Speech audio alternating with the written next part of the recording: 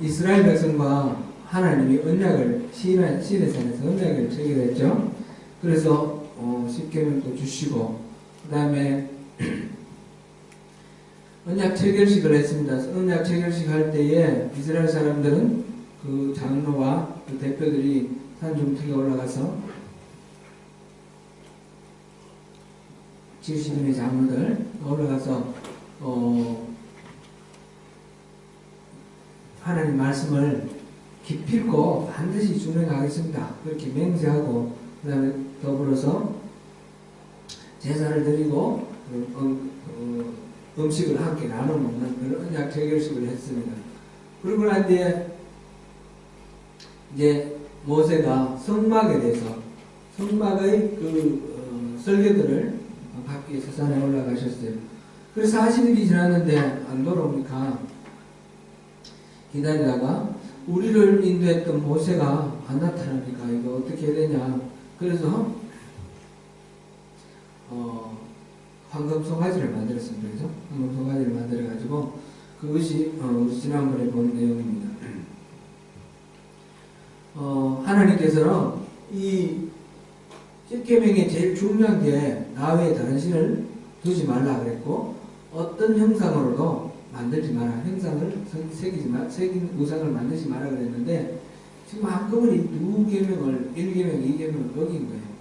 황금 송아지를 만들어 놓고 신이라고 그러고 우리를 이집트에서 이끌어낸 여호와다. 그래서 거기서 화목제와 번제를 드리고 막 축제를 벌였습니다.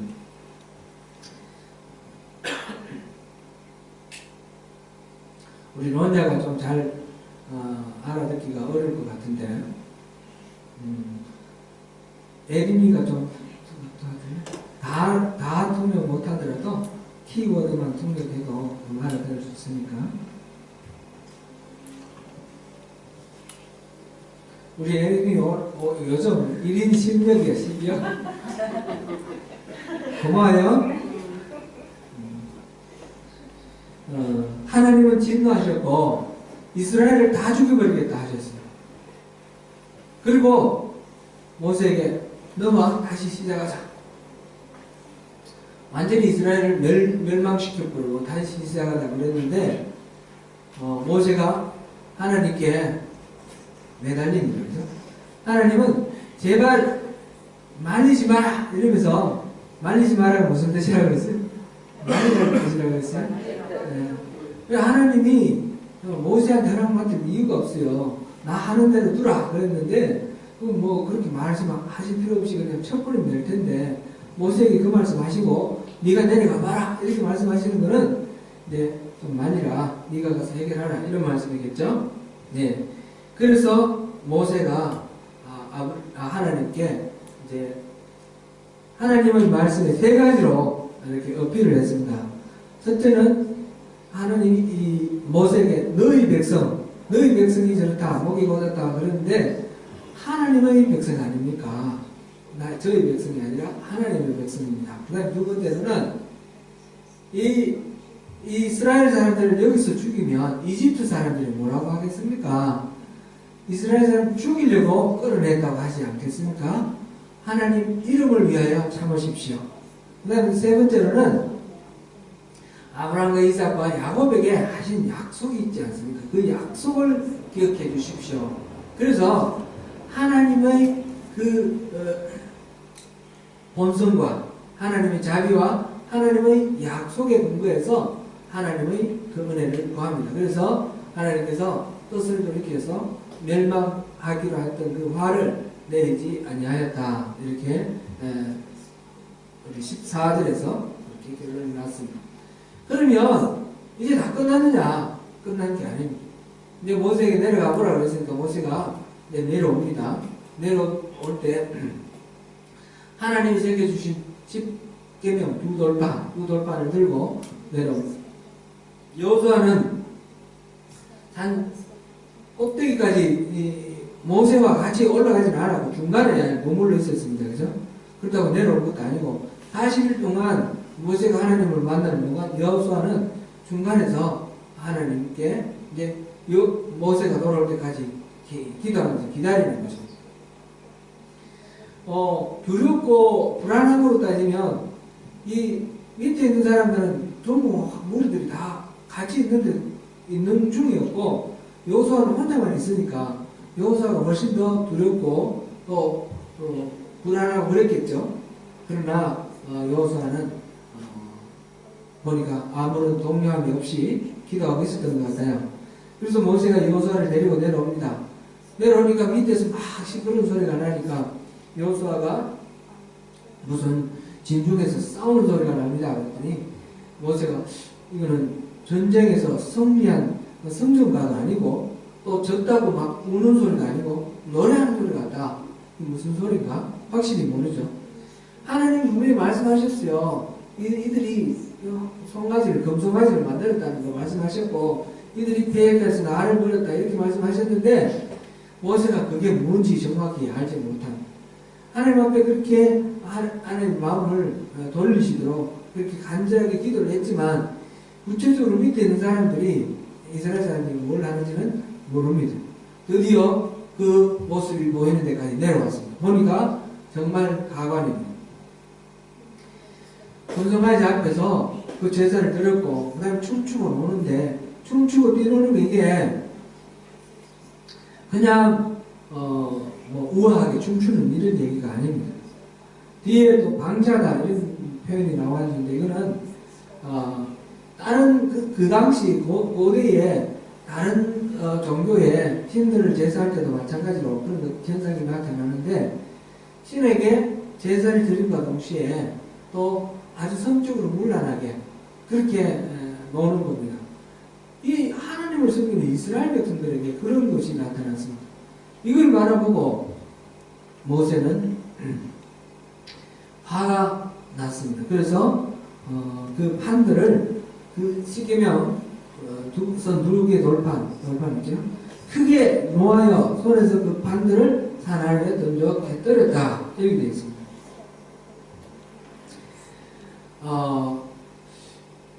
여기서 우리가 이제 생각해 보면 여러 가지 생각해 볼 것이 있습니다. 모세가 성질이 참 한 성질 하는 사람 같죠. 뭐 화가 나고 던져버리고 막 불같이 막 화를 내면서 말을 하는데 그래도 좀 너무 심한 것 같지 않습니까? 십계명 돌판 누가 만들었어요? 하나님이 만들었고 하나님이 거기 계명을 적어놨는데 그걸 지금 던져서 깨뜨려 버리면 어떻게 돼요? 이건 하나님한테 이게 도전하는 거 아니에요? 어떻게 생각하십니까? 근데 하나님이 여기에 대해서 모세에 대해서 책망하는 그런 거는 없는 것 같아요. 이게 무슨 의미인가? 모세가 좀 이렇게 뭔가 욱하는 게 있긴 있어요. 욱하는 게 있어가지고 젊을 때에 그 히브리 사람들 부당하게 대하는 그 이집트 사람 주먹을 쳐서 죽이기까지 했습니다. 그죠? 근데 40년 동안 광야 생활하면서 다듬어졌지만 그래도 아직까지도 욱하는 게 있어요. 나중에 보면 무리바 그 물에서 그 백성들에게 그 물을 달라고 하는 백성들에게 화가 나서 지팡이로 반석을 2번 치면서 내가 여기서 물을 낼까? 이러면서 막 치는 그런 장면이 나옵니다. 화를 내가지고 그 때문에 모세는 가나안 땅에 들어갈 수가 없었어요. 화를 내는 거죠. 그런데 여기에서 지금 화를 내고 있는데 이 화내는 건 똑같은 화내는 건데 여기에서는 화내는 것 때문에 하나님이 모세를 질책하는 것이 없습니다. 심지어 하나님이 만드신 십계명 돌판까지도 집어 던졌는데 이건 굉장히 하나님한테 도전하는 것 같은데 그렇게 책망하는 말씀이 없다는 것은 여기에 다른 의미가 있지 않나 우리 생각해 봐야 되겠습니다. 이스라엘 백성들은 하나님과 약속을 맺었고 틀림없이 말씀대로 하나님의 계명을 준수하겠다라고 그렇게 약속했습니다. 그런데 지금 금송아지를 만들어 섬겼습니다. 그러면 하나님이 말씀하셨어요. 이 계명을 지키면 내가 너희 하나님이 되어주겠다. 그렇게 말씀하셨죠. 그랬을 때 이스라엘 사람들은 우리가 반드시 지키겠습니다. 하나님 우리 하나님 되어주세요. 그렇게 말했어요. 그랬는데 지금 이스라엘 사람들이 황금 송아지를 만들었습니다. 그러면 이 언약이 어떻게 된 겁니까? 언약이 깨졌습니까? 그대로 유지됩니까? 언약이 깨졌습니다. 금송아지를 만들고, 금송아지를 만들었다는 것은 이때까지 이끌어왔던 하나님, 그 하나님에 대해서 하나님을 버리고 다른 신을 선택했다는 겁니다. 그럼 하나님과 맺었던 이 계약은 끝났습니다. 파기됐습니다. 십계명은 소용이 있습니까? 없습니까? 십계명이 소용이 없어졌습니다. 모세가 이 십계명 두들판을 던져서 깨뜨렸다는 말은 성질이 불같아서 한승미하는 그 모세의 성미 때문에 화를 내가지고 씹으면서 깨뜨렸다 그런 의미가 아니라 이거는 이제 더 이상 소용없구나. 하나님이 주신 이 십계명 소용없구나. 우리 백성들이 하나님과의 그 약속을 깨서 이 언약이 파기되었구나. 그 언약이 파기되었다는 것을 상징하는 행동입니다. 그리고 한번 생각해 보세요. 그 다음에 지금 34절에 보니까 33장 34절에 이제 가서 내가 내게 말한 것으로 백성을 인도하라. 내 사자가 내 앞서 가리라. 나의 사자, 하나님의 사자를 보내주셔서 이 이스라엘 백성들을 약속했던 자리 가나안 땅으로 인도해 주겠다 하시는 거예요. 그리고 33장 3절 보십시오. 너희를 적과 꿀이 흐르는 땅에 이르게 하려니와 나는 너희와 함께 올라가지 아니하리니 너희는 목이 고든 백성이죠. 그러니까 하나님이 이스라엘 사람들하고 같이 안 가겠다 하시는 거예요. 이제 다 죽여버리겠다. 그거는 이제 마음을 돌려서 다 죽이지는 않는데, 다 죽이지 않지만, 그러나 하나님과 이스라엘 백성들 사이에 언약은 깨어졌습니다. 이제 남남되는 겁니다. 하나님하고 다른 민족들, 다른 수많은 증상이 있는 민족들 가운데 이스라엘을 뽑았습니다.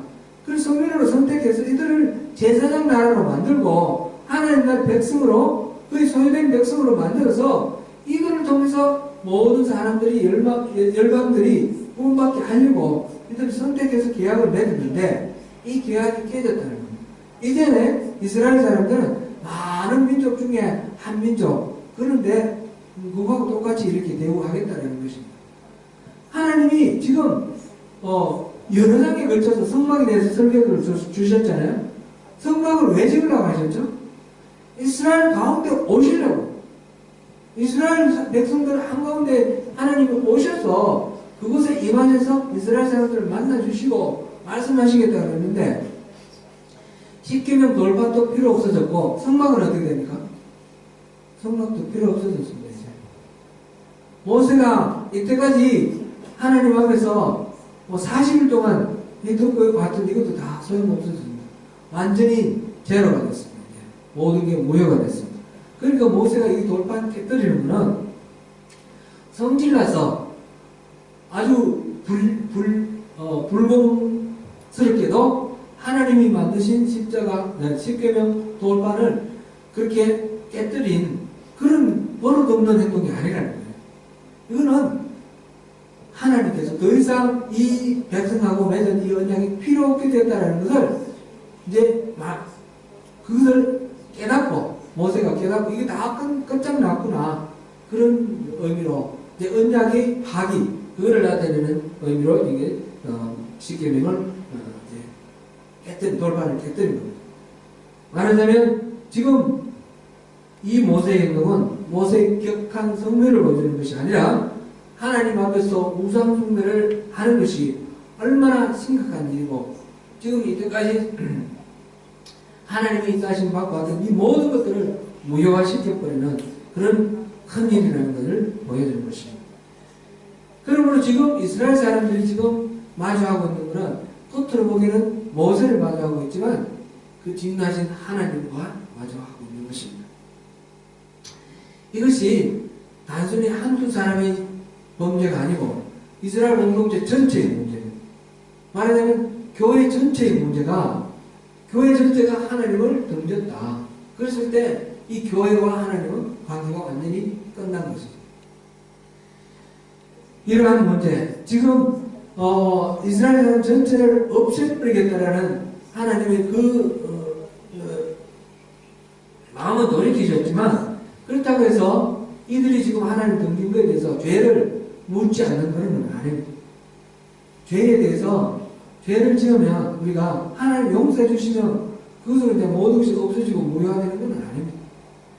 지난 주일날 우리 양문선 총장님 설교 중에 한 예화 있었죠. 아기가 쥐약을 먹었는데 쥐약을 혀에 붙이는 순간 그게 딱 달라붙어가지고 아주 치명적인 독이 퍼졌습니다. 그죠? 그래가지고 이 병원에 가서 고쳤지만 그 피해가 몸에 손상이 남아있었다는 거 아니에요.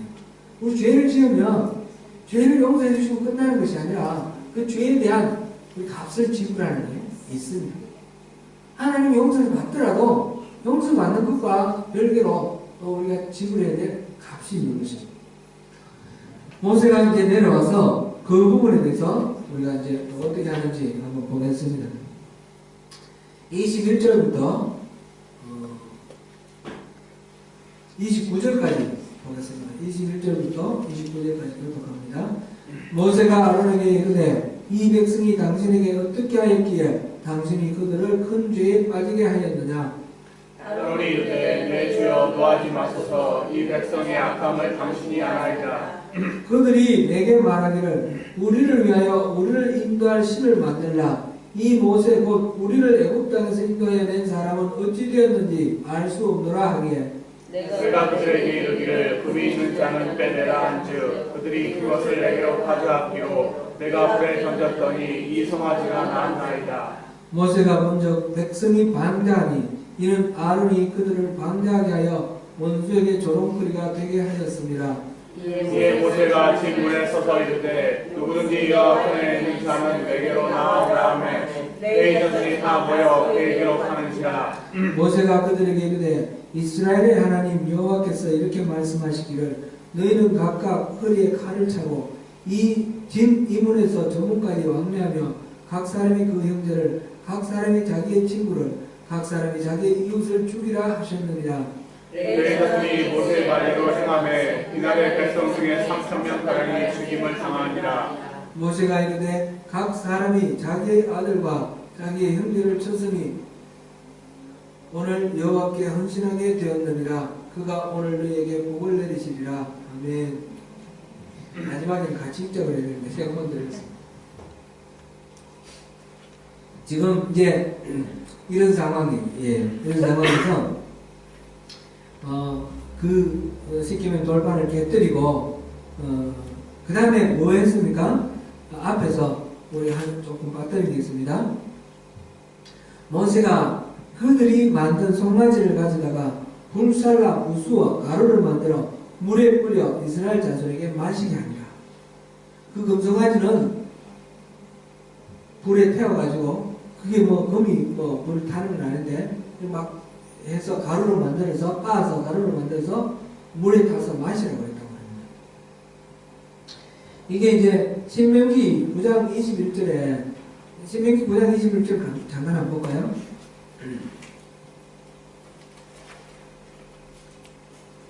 바로 이 장면이 나와 있거든요. 이 장면을 모세가 회고를 하면서 하는 말이 있는데 신명기 9장 21절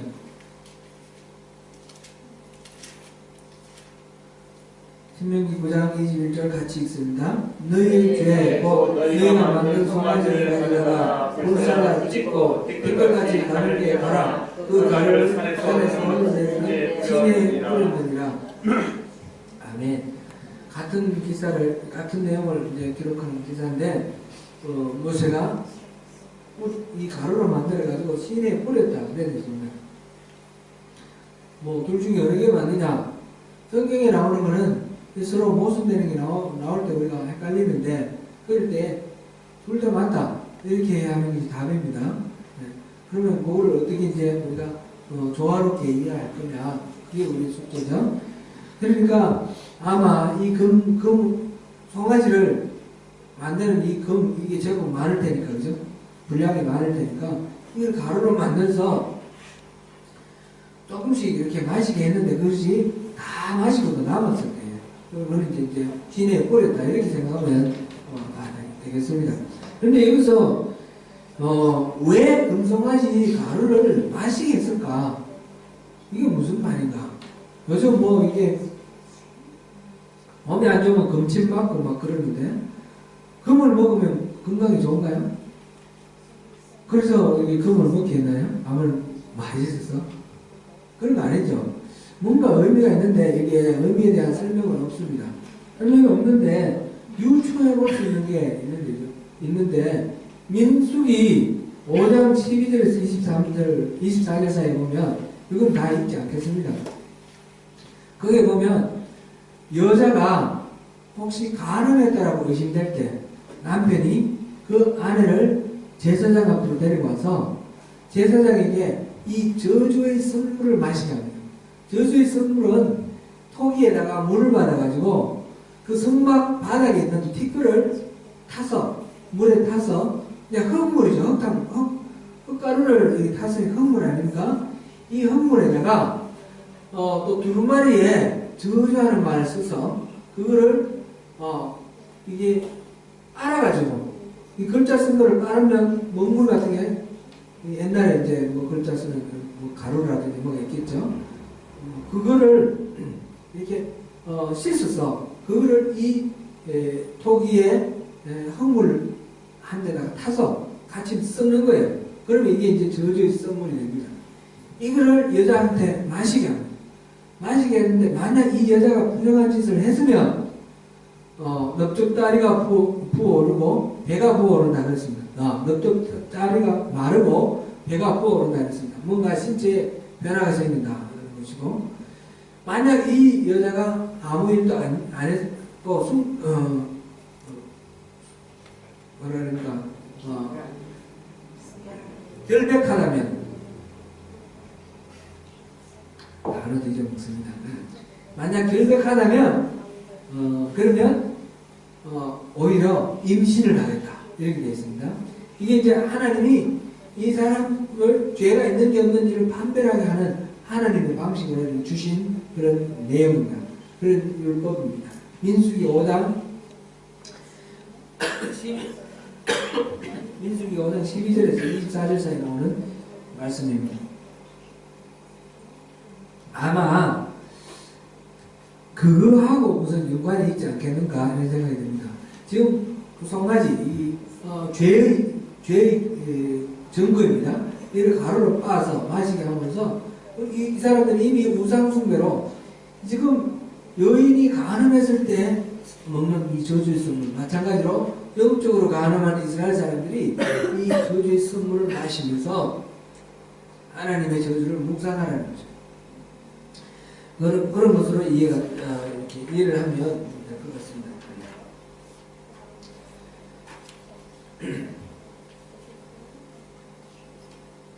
그리고 모세는 이제 백성들에게는 그렇게 황금 송아지 그 가루를 마시겠고, 21절 아론에게 말합니다. 이 백성이 당신에게 어떻게 하였기에 당신이 그들을 큰 비에 빠지게 하였느냐. 아마 모세 입장에서 아론을 많이 좀 이해해 주려고 한 것 같아요.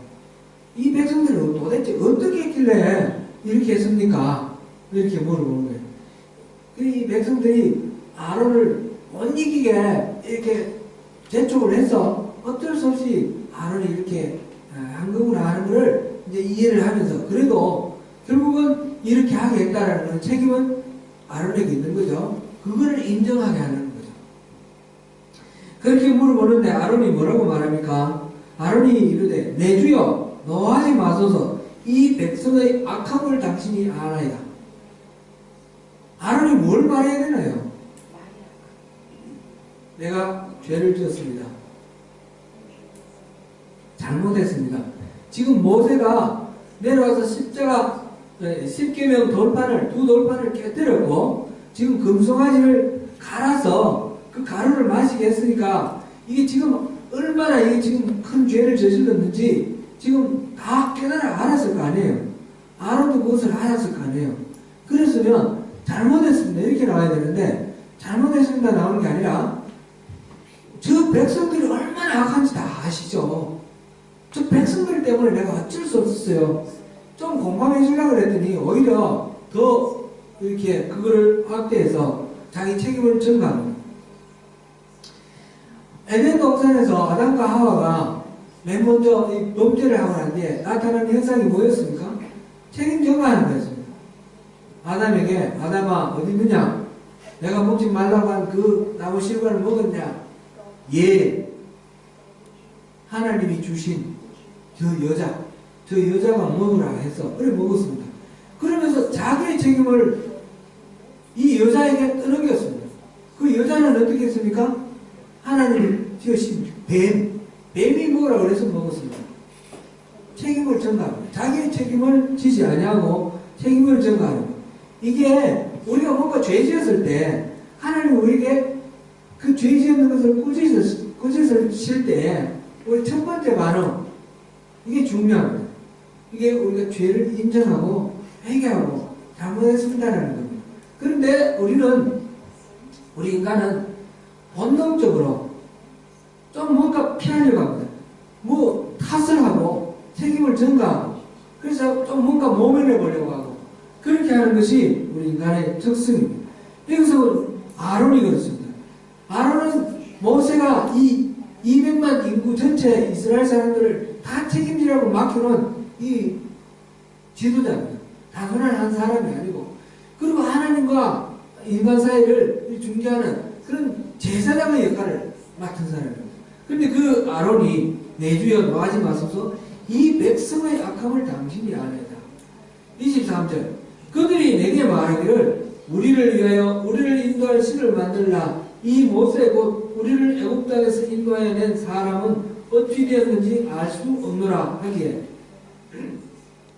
24절 내가 그들에게 이르기를 금이 있는 자는 빼내라 한즉 그들이 그것을 내게로 가져왔기로 내가 불에 던졌더니 이 송아지가 나왔나이다. 사실 잘 말했습니까? 1절 다시 한번 보겠습니다. 1절 백성이 모세가 산에서 내려오니 더딤을 보고 모여 백성이 아론에게 이르러 말하되 일어나라 우리를 위하여 우리를 인도할 신을 만들라. 이 모세 곧 우리를 애굽 땅에서 인도하여 낸 사람은 어찌 되었는지 알지 못함이니라. 아론이 말하는 말 이건 똑같습니까? 다릅니까? 여기까지는 똑같습니다. 그죠? 그 다음에 2절부터 5절까지가 아론이 또 모든 금부치를 갖고 오느라 그래가지고 그걸 가지고 송아지를 만들고 조각칼로 깎아서 만들었다고 했습니다. 그리고 절의를 선포하고 제사를 지냈습니다. 그랬는데 그거를 뭐라고 표현했습니까? 불에 던졌더니 송아지가 툭 튀어나왔다고 했습니다. 아 참. 그러니까 누구 잘못이에요? 불 잘못이니 불. 불 잘못이에요. 불. 아론은 잘못한 거 하나도 없어요. 참. 하나님이 속겠습니까? 모세가 속겠습니까? 아무도 안 속죠. 책임을 전가하고 백성이 악해서 그렇다고 그러고 불에게 모든 것 다 말해요.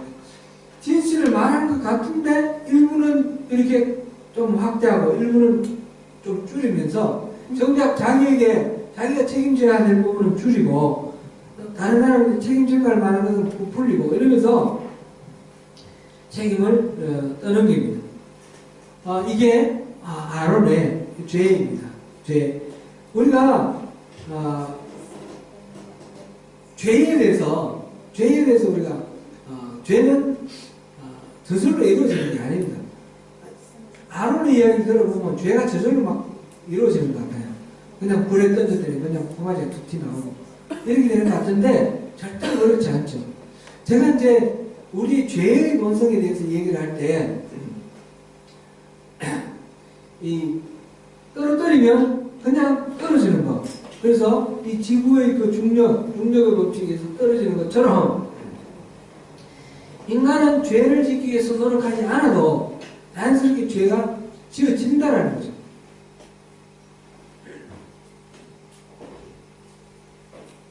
죄의 본성을 얘기를 했습니다. 죄의 본성. 그 말은 죄가 저절로 죄를 짓는다 그런 뜻은 아니죠.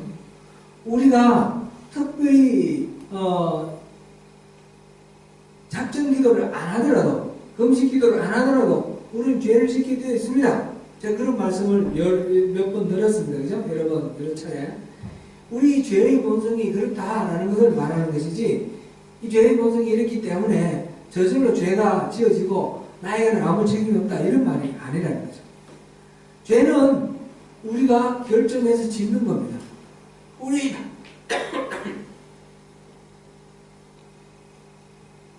우리 안에 죄의 본성이 있습니다.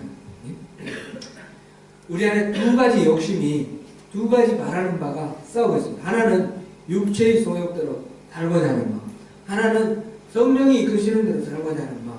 이 둘 중에 어느 걸 선택하느냐, 이건 나의 책임입니다. 본능적으로 나는 죄의 본성대로 따라가고 싶습니다. 그러나 우리는 끊임없이 자기를 쳐서 복종시키면서 성령의 길을 따라야 됩니다. 죄가 저절로 죄를 지어 가는 것이 아니라 죄는 내가 선택한 결과입니다. 그래서 내가 능동적으로 그 죄를 짓는다는 것을 인정을 해야 됩니다.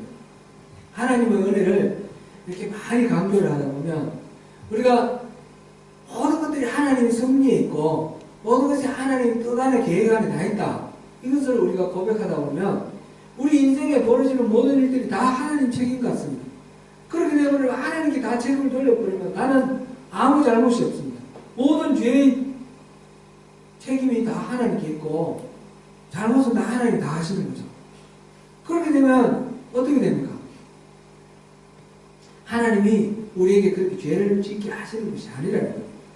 하나님을 등졌기 때문에 죄의 본성을 가지고 하나님이 원하시는 것하고 다르게 우리 끊임없이 죄를 짓고 있습니다.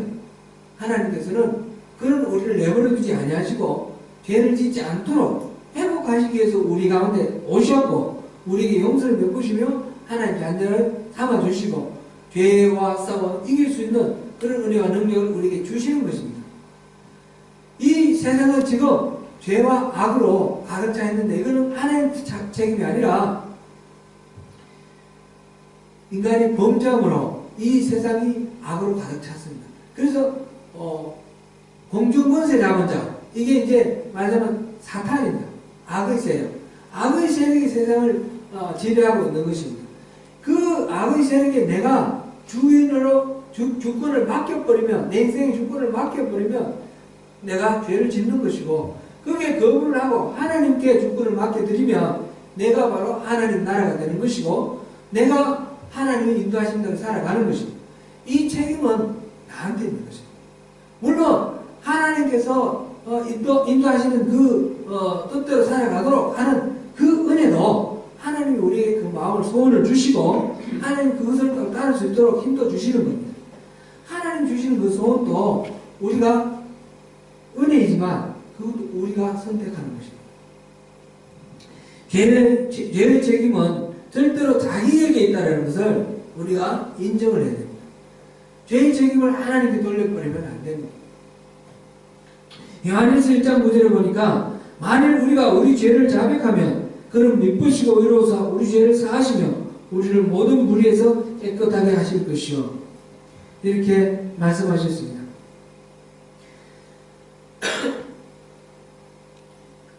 죄를 인정하고 그 죄에서 벗어날 수 있도록 자기를 쳐서 복종시키는 이런 우리의 그 책임 있는 반응, 이것이 우리를 살립니다. 자기가 죄에 의해서 이렇게 어쩔 수 없이 끌려가는 거다. 그리고 이제 제가 직장 생활할 때에 얘기했던 그런 대화들이 기억나는 게 있는데, 어떤 분이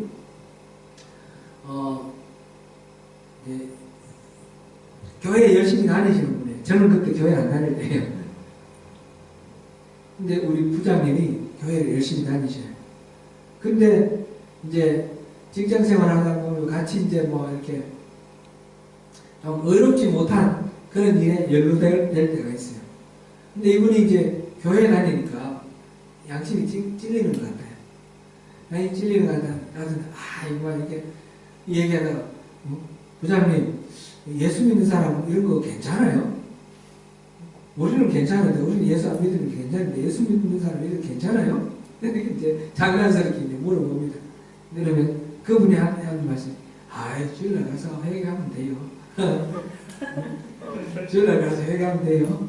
그렇게 말했던 말이 기억납니다. 그분은 그 당시에는 농담을 한 말이지만 사실 관념 속에 우리 신앙인들의 관념 속에도 주님 앞에 죄를 회개하고 용서를 빌면 그것으로 끝이다 이렇게 생각하는 그런 경향이 있습니다. 주님은 용서해 주십니다. 용서해 주시는 건 우리가 언제든지 회개를 하면 용서해 주시지만 용서해 주시는 그것을 믿고 계속해서 알면서 번연히 알면서 그런 죄를 일부러 짓는다는 것은 하나님을 모독하는 거죠. 여기서 이제 아론에게서 우리 송아지가 튀어나왔다는 말 때문에 이거는 죄는 저절로 죄가 수동적으로 저질러지는 것이 아니고 죄는 우리가 능동적으로 짓는 것이기 때문에 죄에 대해서는 우리가 책임을 져야 된다는 것을 우리 한번 깊이 생각해 봤습니다. 그 결과는 어떻게 되는지 더 봅니다. 25절 보니까 모세가 먼저 백성이 방자하니 이는 아론이 그들을 방자하게 하여 원수에게 조롱거리가 되게 하였습니다.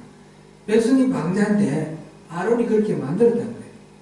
리더가 그것을 말리지 않았다는 거예요. 오히려 그 백성들의 그 이야기를 부추겨서 그 송아지를 우리 신을 만들자 그랬을 때 내놔라 그래가지고 그걸 가지고 적극적으로 동조를 해서 조각칼로 깎아서 송아지를 만든 사람은 아론이에요. 그렇게 해서 그 결과는 어떻게 됐습니까? 원수들에게 조롱거리가 된 겁니다. 금송아지를 만들어가지고 이렇게 방자하다. 방자하다는 말이 방자한 게 뭐예요? 그냥 멋대로 행동하는 건데 이 본래의 의미는 부끄러움 없이 벗어제껴서 푸르신 그런 도덕적인 상태 이렇게 이제 설명을 하고 있는데 여기에는 성적인 문란함 그것까지 포함하는 그런 단어라고 합니다. 그러니까 이게 앞에서 제가 말씀드렸듯이 이 지금 노래한다, 춤춘다 라는 것이 우아하게 댄싱하는 걸 말하는 것이 아니고 그것이 문란하게 그냥 이제 이방 신들을 섬기는 사람들의 그 행태와 마찬가지로 그 신전에서 성적으로 문란하고 그 다음에 춤추고 또 말하는 광란의 파티를 벌이는 겁니다.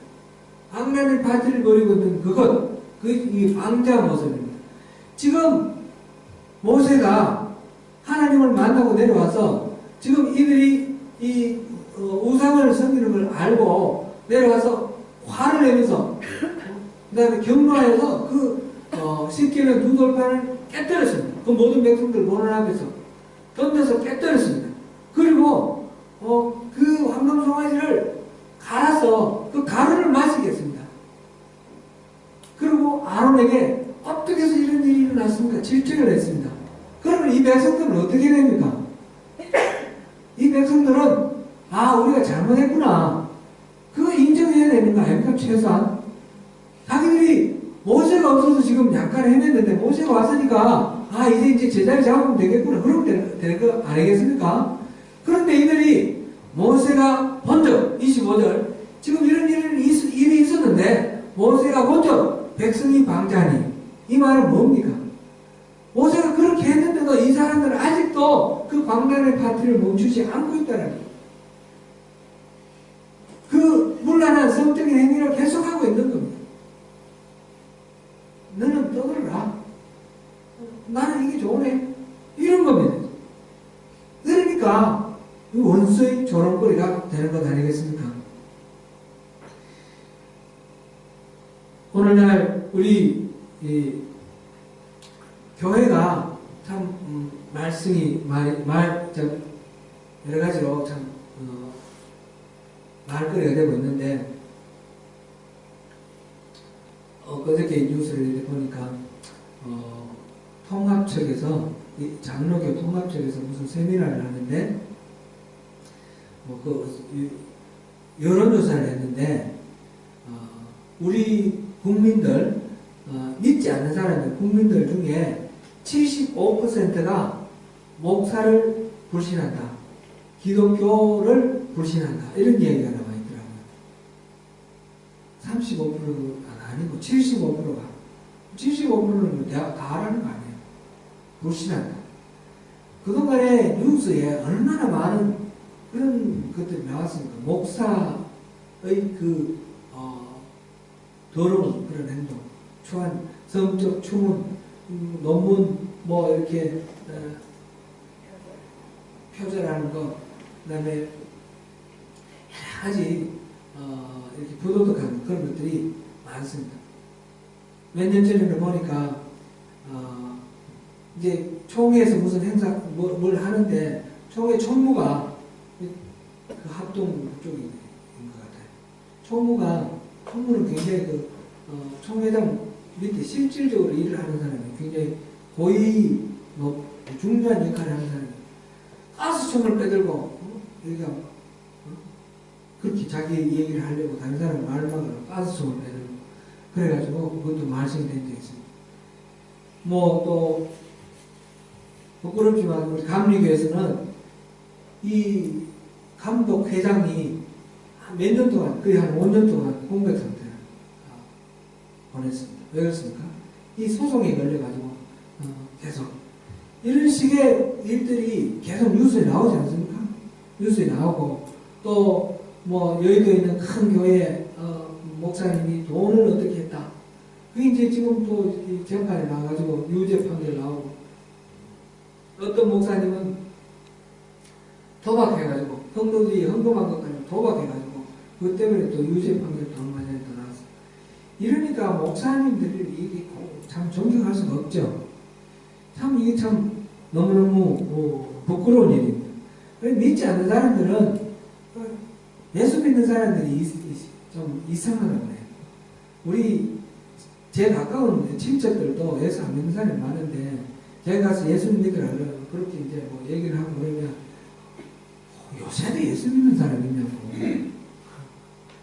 그렇게 말합니다. 그리고 예수 믿는 사람들은 그거 무슨 비즈니스라고 그러고 어떻게 똑바른 정신이 똑바른 사람이 어떻게 예수를 믿냐고. 우리가 보면 이단한테 막 끌려가는 사람들 보면 이상하지 않습니까? 이해 안 되지 않습니까? 그것처럼 생각을 합니다. 그렇죠? 이게 이제 원수들의 조롱거리가 된 거예요. 원수들의 조롱거리. 우리가 죄와 악에 대해서 이거를 엄격하게 해결하지 않으면 이제 이런 문제들이 있을 때마다 뭐 교단에서 이렇게 치리를 하는데 치리를 제대로 안 하는 거예요. 서울의 어느 그 교회, 청년교회 목사님은 성추문이 있어가지고 그게 이제 계속해서 이제 총회에 소송이 올라가는데 총회에서는 그거를 다루지 않아요. 계속 이렇게 뭐 미루든지 떠넘기든지. 그러니까 결국 유죄 선고를 안 냈어요. 아직 몇 년이 됐나? 한 6, 7년 됐는데. 뭐 죄에 대해서 뭐 털어서 먼저 한다는 사람이 있냐, 너나 나나 다 똑같은 죄인 아니냐, 뭐 그렇게 엄격하게 다지지 말자 이런 식으로 어떤 경우는 굉장히 은혜로운 것 같고 그런데 그런 것이 은혜로운 것이 아니라는 거죠. 제가 취임할 때에 히든 스토리입니다. 취임할 때 이제 제 앞으로 어떻게 하겠다라는 거 그걸 제가 잠깐 이렇게 말씀드렸지 않습니까? 앞으로 제가 목사로서 이렇게 교회를 섬기겠습니다. 그 중에 이제 한 항목이 교회를 바르게 잘 치리하고 이런 말이 있었는데 그 말을 절대로 못 넣게 해서 제가 못 넣습니다. 오늘날은 교회에서 치리하는 것을 불가능하게 합니다. 교회는 치리가 예를 들어서 이 교회에서 치리하면 저 교회를 바꿔버리고 이 교단에서 치리하면 저 교단을 바꿔버리고 아니면 교단체를 만들어버리고 이렇게 돼 있다는 거죠. 개신교가 굉장히 많은 장점이 있음에도 불구하고 이것이 큰 약점이고 맹점입니다. 잘못에 대해서 잘못이라고 말하고 그것에 대해서 회개하고 그것을 바라는 절차가 있어야지 그래 그 잘못을 극복하고 이겨낼 거 아니겠습니까? 그것을 그 다음에 다시 저지르지 않을 거 아니겠습니까? 그게 해결이 안 되니까 이렇게 원수들을 조롱하게 되는 것입니다. 이런 이제 백성들이 방자해가지고 그렇게 지금 모세가 하나님의 그 모든 언약이 깨어졌다. 하나님과의 우리의 언약이 깨어졌다. 이 시케민도 필요 없게 됐다. 이 성막 이거 다 필요 없게 됐다. 말하고 그 황금 송아지를 불 쏘서 가루로 마셨는데도 그럼에도 불구하고 이 백성들이 여전히 방자하게 그 상태로 돌이키지 않고 있는 그런 상황입니다. 모세가 이런 상황에서 하나님이 다 없애버리겠다라는 뭐 그렇게 말씀을 하셨지만 이 상황이면 그 다음에 아무 일 없겠습니까? 하나님의 징계가 없겠습니까? 하나님 징계가 두려운 모세의 입장에서 하나님이 전부 다 진멸해버리고 너랑 다시 시작하자 이거는 마음을 돌이켰지만 지금 어떤 징계가 얼마만큼 많이 내릴지는 모르는 겁니다. 그 이후에 우리 민수기도 보면 그런 하나님의 징계가 쭉쭉 내려오는데 요즘 새벽기도 이번 주에 한 게 고라 자손의 반란 아니었습니까? 그랬을 때 땅이 갈라지고 고라 자손이 매몰되는 그런 하나님의 징계가 있었고요. 그 다음에 250명의 그 지휘관들 하늘에서 불이 내려서 그들 다 죽여버리는 그런 하나님의 징계도 있었습니다. 그뿐만 아닙니다.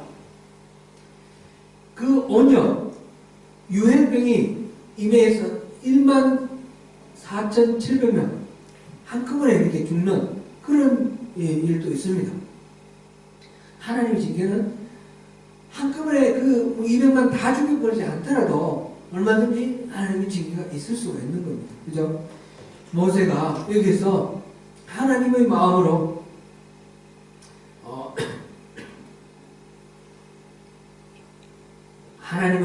하나님의 징계를 대리합니다. 지금 모세가 문에 서서 이르되 누구든지 여호와의 편에 있는 자는 내게로 나오라. 여호와의 편에 있는 자는 내게로 나오라. 하나님 편에서 나오라 그랬더니 레위 지파 사람들이 나왔습니다.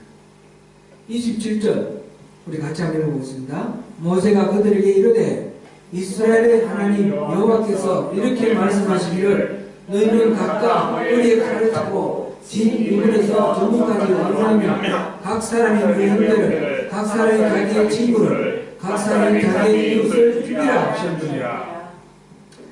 레위 사람들이 나왔는데 하나님이 편에 서라 그래서 어떤 일이든지 내가 하나님 편에 서겠습니다. 그러고 나왔더니 칼을 들고 이 텐트 이문에서 저문까지 그 형제를 친구를 이웃을 죽이라. 아이고 이런 명령인 줄 알았으면 안 나왔을 거다. 이런 생각 안 들겠습니까? 어떻게 그 죽입니까? 죽여. 칼을 들고. 이게 쉽지 않은 일입니다. 그죠? 근데 이렇게 다 죽이라고 했습니다. 왜 이렇게 죽이라 합니까? 하나님 편에 선다는 것은 우리 죄를 인정하고 하나님 앞에 사죄를 하면서 하나님의 마음으로 하나님께서 하시고자 하시는 일을 내가 기꺼이 하겠다라는 그런 것입니다. 하나님의 편에 선다라는 것은 그 하나님의 대적과 맞서 싸우겠다는 그런 것입니다. 여기서 중립지대는 없습니다. 이쪽 아니면 저쪽입니다. 그런데 이쪽에 썼습니다. 그런데 이게 모세가 한 얘기입니까? 하나님이 하신 말씀입니까? 보니까 모세가 이스라엘의 하나님 여호와께서 이렇게 말씀하시기를 하라 하셨느니라. 이 지금 그 안에 들어있는 다음 단에 들어가는 것은 곧 각각 허리에 칼을 차고 진 이문에서 저문까지 왕래하며 각 사람 그 형제를 각 사람이 자기 친구를 각 사람이 자기 이웃을 죽이라. 여기까지의 이야기는 하나님이 하신 말씀이에요. 하나님이 이렇게 죽이라고 하셨어요. 이들이 아무 맥락 없이 그냥 무고한 사람을 죽이라 하는 건 아닐 겁니다. 여기 생략된 게 있을 텐데 이들이 아마 범죄하는데 중심적인 역할을 한 사람들, 하나님을 대적하고 우상을 숨기는데 중심적인 사람들. 지금 모세가 내려와서 지금 화를 내면서 이렇게 하나님의 그 마음을 전했는데, 하나님의 열정으로 분개하고 그랬는데 그 앞에서 계속 방자하게 행동하는 사람들, 그런 사람들이겠죠. 그런 사람들 중에 우리 가까운 사람도 있는 거예요. 친척도 있고 우리 가족도 있고. 그런데 이 정의에 끌리지 말고, 이 레위 지파는 다르지만 다 같은 민족 아닙니까? 그죠? 이 중에 하나님이 대적해야 될 사람은 가차없이 대적하는 것. 이것이 레위 지파가 할 일입니다. 이거 너무합니다. 하나님 어떻게 이렇게 잔인한 일을 우리에게 시킵니까? 난 못해요. 이렇게 하지 않고요. 그 판단의 기준은 하나님께 있고, 기준은 하나님의 기준을 가지고 하나님 주신 명령에 스스로를 쳐서 복종시키면서 나가는 것이 바로 하나님 편에 서는 사람입니다. 여전히 회개하기를 거부하고 있거나 지금 방대한 상태에 있는 이 사람들을 죽입니다. 누가복음 14장 26절에 보니까 무릇 내게 오는 자가 자기 부모와 처자와 형제와 자매와 및 자기 목숨까지 미워하지 않으면 능히 나의 제자가 되지 못하고, 이렇게 예수님이 말씀하셨습니다. 주님과의 관계 속에서 어떤 것보다도 이 주님과의 관계를 우선하라는 것입니다. 부모 자식 간의 관계보다도 주님과의 관계를 우선해야 되고, 형제와 자매와 여기까지도 그렇고, 심지어 자기 자신의 어떤 욕망과도 하나님과의 관계를 어그러뜨리는 것이면 가차없이 그것을 물리쳐야 되는 것입니다. 이 모든 판단의 기준은 하나님께 있는 것이고, 하나님이 제시해 주신 그 말씀에 달려있는 것입니다. 그래서 3,000명을 죽였습니다. 3,000명은 레위 지파 사람들이 하나님 말씀대로 이스라엘 백성 중에 3,000명을 죽였습니다. 참 많이 죽였죠. 그런데 성인 남자 수가 60만 명입니다.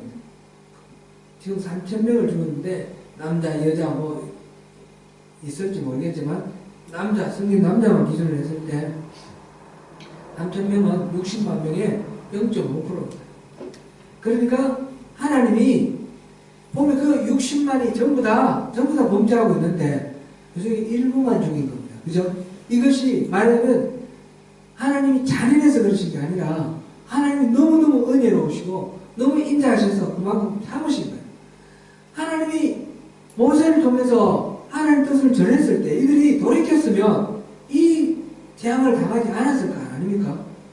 하나님이 금송아지를 부숴서 가루를 마시라 할 때 그때 그 가루를 마시면서 이게 바로 저주의 성분인데, 내가 가늠함으로 하나님이 이 가늠한 것을 깨달아 하시는데 거기에서 멈췄으면 될 거 아닙니까?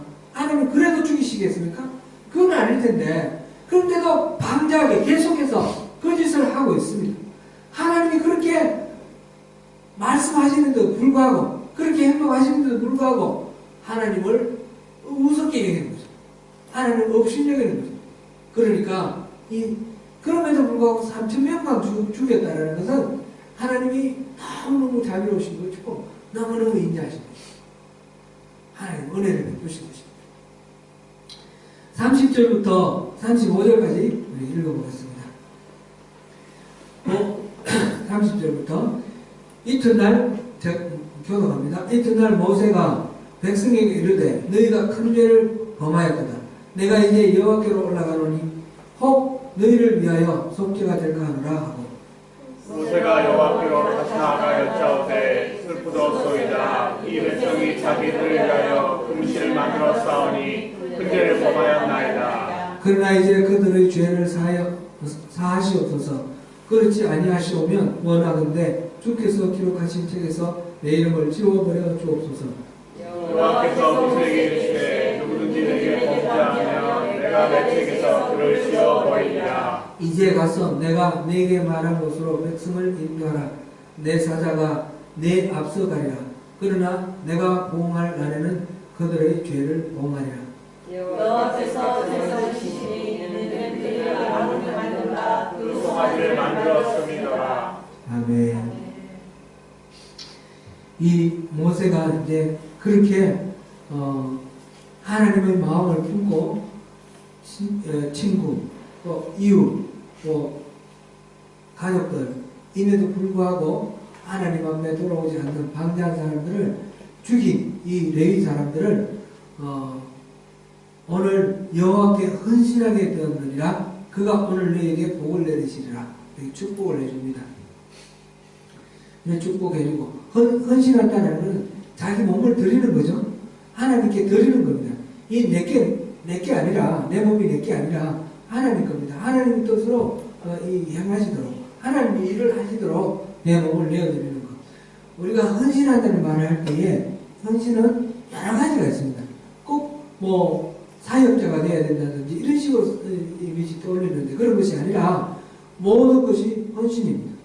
우리가 진정으로 믿음으로 받아들이는 것도 우리 몸을 드리는 거니까 헌신이 되는 것이고, 또 여러 가지 또 봉사하는 것도 물론 포함되고요, 전도하는 것도 포함되고, 여러 가지 다 내가 내 영광을 채우기 위해서 하는 것이 아니라 하나님의 소원을 이루기 위해서 하는 모든 행동은 다 헌신이 되는 것입니다.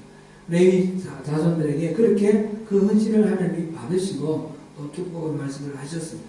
그러면서 이제 모세가 다음날 하는 말이, 너희가 큰 죄를 범하였다. 내가 이제 여호와께로 올라가노니 혹 너희를 위하여 속죄가 될 가노라. 지금 다시 시내산에 올라갑니다. 이제 모세가 시내산에 올라간 7번째인데, 혹 너희를 위하여 속죄가 될 가노라. 지금 속죄가 됐습니까? 안 됐습니까? 아직 안 됐다는 거죠. 아직 안 됐다는 거죠. 속죄가 혹시나 이번에 올라가서 내가 잘 말씀드려서 속죄가 될지 모르겠는데, 그래서 내가 올라간다. 지금 그러고 올라갑니다. 그래서 하나님을 만납니다. 하나님을 만나서 우리가 슬프도소이다. 이 백성이 자기들을 위하여 금신을 만들었사오니 금죄를 범하였나이다. 그러나 이제 그들의 죄를 사하시옵소서. 그렇지 아니하시면 원하는데 주께서 기록하신 책에서 내 이름을 지워버려 주옵소서. 지금 모세가 이렇게 간절한 마음으로 대속의 은혜를 구하고 있습니다. 차라리 나를 하나님의 책에서, 하나님의 생명책을 말하는 거죠. 그 생명책에서 내 이름을 지워버리십시오. 저들을 용서해 주시고 저들을 용서 못해 주시려면 나도 지워버리십시오. 하나님 부디 용서해 주십시오. 그렇죠? 자기의 목숨을 걸고 단순한 이 땅에서 사는 우리 육신의 목숨이 아니라 생명책에 기록된 그것조차도 내려놓을 마음으로 하나님께 간절하게 그렇게 용서를 구합니다. 이게 이제 참된 중보자고, 이게 참 대속자입니다. 그러나 이 모세의 대속도 온전하지 못하죠. 모세의 대속도 예수 그리스도 십자가로 온전해지는 것이고, 모세는 그 예수님을 이제 예표하는 것입니다.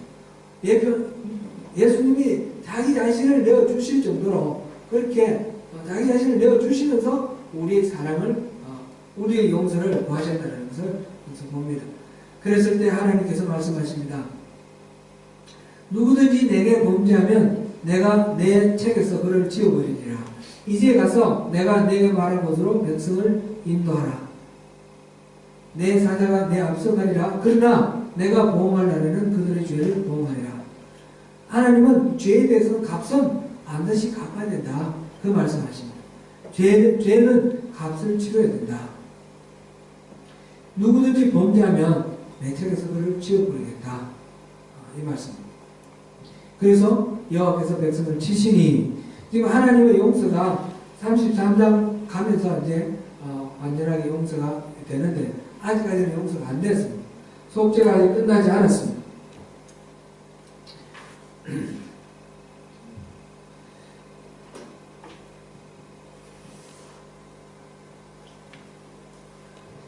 우리 죄는 정말 무섭습니다. 죄를 그냥 대수롭지 않게 넘어가면 안 됩니다. 죄에 대해서는 반드시 값을 치러야 합니다.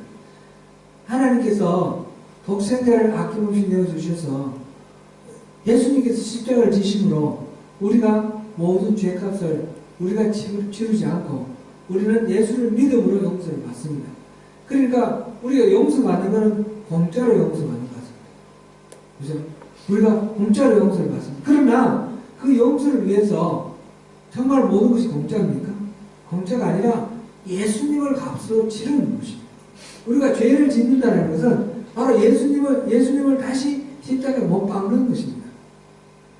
구원받은 백성이 성화된 삶을 살고 죄에서 자유롭게 죄와 싸워 이겨 승리하는 것이 당연합니다. 그런데 우리는 예수님께서 용서해 주셨으니까, 우리 죄를 용서해 주셨으니까, 그러면서 이 죄에 대해서 심각하게 생각하지 않고 가볍게 여기는 그런 경향이 있습니다.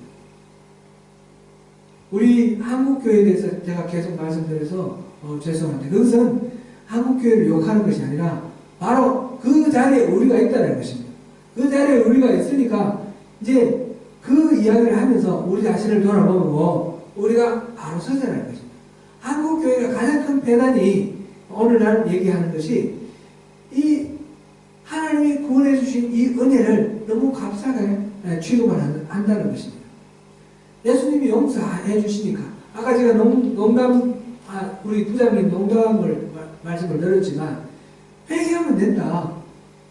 주일날 가서 회개하면 된다. 주일날 꼭 아니더라도 우리가 무언가 죄를 좀 회개하면 된다 이렇게 생각하는 것이 죄를 너무 가볍게 여기고 똑같은 죄를 반복해서 짓는 데 대해서 아무런 어떤 마음의 부담도 없고 그렇게 하는 그것은 잘못된 거라는 거죠. 그것은 은혜가 정말 싸구려 은혜인 것입니다. 예수님께서 십자가를 지셨다는 것. 내가 용서 받을 때마다 이 용서받는 이것이 바로 예수님이 십자가를 지시는, 그것으로 값을 지불하시는 행위다라는 것입니다. 내가 죄를 짓는 것이 바로 예수님 몸에 못을 박는 것이라는 것입니다. 우리 십자가를 통해서 우리 뭘 생각해야 됩니까?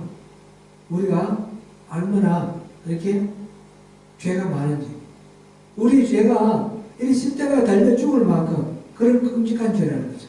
우리 지난번에 능지처참할 그런 죄라고 제가 표현을 했는데, 그냥 우리가 그냥 죄인이지 뭐, 내가 어디 예수님인가?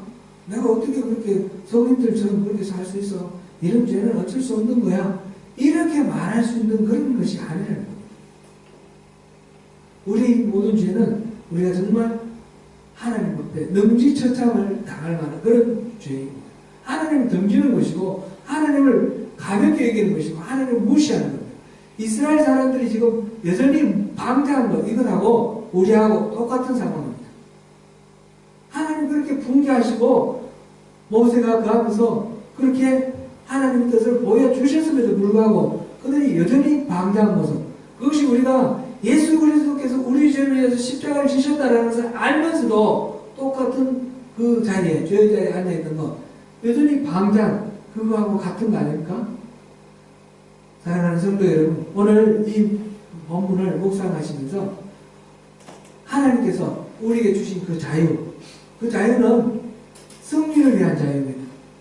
더 이상 죄의 노예가 되라는 그런 자유가 아니고 우리는 죄로부터 싸워 이겨 승리하라는 그런 주님 주시는 자유입니다. 그 자유를 누리시길 바랍니다. 오늘 이 부분 보고 마지막 모세가 그